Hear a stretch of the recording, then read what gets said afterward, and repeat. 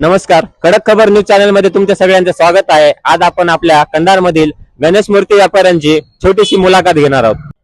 नमस्कार. आता जो तुम्ही हे गणेश मूर्तीचा स्टॉल लावलात तर दादा किती वर्षांपासून लावता? सर आपला आहे हा 4 वर्षापासून स्टॉल. दरवर्षीपेक्षा पण या वर्षी तेवढं काही नाही, स्टॉल जास्त लागलेले आहेत त्यामुळे गिराईक थोडं कमी आहे. कळल उद्याच्या तारखेमध्ये आता ते आहे काय नाही. आणि सगळ्यात जास्त मूर्त्या मागण्या कशा असतात कस्टमरच्या? तुम्हाला लहान मूर्त्या पाहिजेत, मोठ्या मूर्त्या पाहिजेत? कस्टमरला कमी बजेटमध्ये मोठी मूर्ती पाहिजे आणि त्यांना काय पेंटिंग वगैरे तेवढी काही समजत नाही आहे मूर्तीची, म्हणजे कमी रेटमध्ये त्यांना मोठी मूर्ती पाहिजे असं आहे. मेहनत पण जास्त असते म्हणा तुमची तशी. हा, त्यामुळे त्यांना कमी बजेटमध्ये मोठी मूर्ती पाहिजे, पण त्यांना पेंटिंग वगैरे कळत नाही कशी आहे काय नाही मूर्तीची. नमस्कार सर.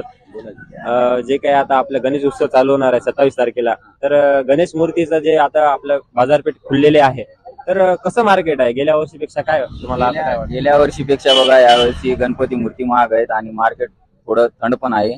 मूर्ती विकणं तेवढं काही शक्य दिसना गेले. आणलेल्या भावात जरी मूर्ती दिली तर गिराईक त्याच्यापेक्षा कमी मागायला लागले. काय करावं ते कळना गेले. आता माल तर एवढा मोठा उरलाय, काय समजा नाही गेले काय करावं काय नाही ते.